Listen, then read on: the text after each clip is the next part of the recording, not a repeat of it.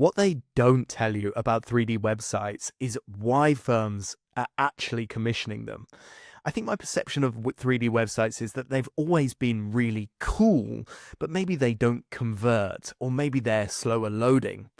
I got the opportunity today to chat to Raphaël and Sylvain from 60 FPS, and it was such a lovely and enlightening experience. 60 FPS really specialize in this, and in partnership with firms like Immersive Garden, they've literally won awards.com not just site of the days, but site of the months as well. So, what was my biggest takeaway? I think the biggest one for me was just how immersive 3D can feel, just how personal it is to be the person in control of that object moving. Like if I stop, this 3D object on the page stops. But if I scroll up or down, I can really control the movement on this page. And it's just such a beautiful, very different learning experience. The way that the light just touches these objects and the beauty that you see in it as it moves. This is like compounded if you're really in control and it's a full on sort of 3D experience. So there's not just one experience here, there's multiple. Look at this one. It's just absolutely incredible. And look at the detail in this, just insane. The other side is, of course, the credibility angle. I mean, it really is the case that, you can just land on a website and see how far they are away from their competition, how much they stand out. And that credibility that you get from being on a website like this can really just book the next meeting straight from that.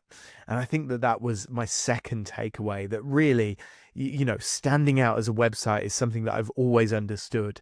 And 3D really is somewhat the pinnacle of that.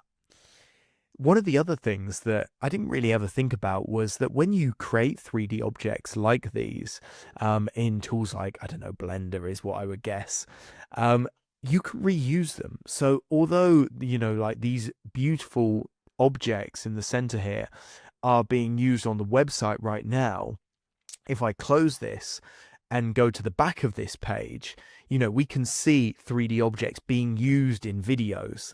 Now, I actually know these aren't the same 3D objects, but it can be the case, so for social media, for TV, whatever it may be, these 3D objects can be reused again and again. One of the other things, again, that I never thought to be the case, but they have told me so, is that not just these websites can be exceptionally fast loading, if that is part of the goal, but also really convert as well. They were telling me about these use cases where they've really seen 3 times conversion from adding some real interest, some intrigue to the page, like the ones I just showcased. So again, it's just a mixture of all these things. It was so awesome exploring this because it's been such a blind side to me before. I explore these really cool, modern, fantastic websites. But at the same time, I've never fully pinpointed the exact perfect use case and why people go and commission these. So honestly, thanks again to Raphael. Thank you so much, Sylvain. Honestly, what they're creating at 60 FPS and Immersive Garden as well have just been, like mind-blowing. And we just want to see more and more cool websites and understand more and more, where web is heading and the coolest, the latest technologies out there. So I'm going to leave this video here, but if you've got any questions for 60 FPS, honestly, I bet they'll be in the comments. So just comment and ask, and I think they'll be in there answering. So yeah, I hope that was enjoyable.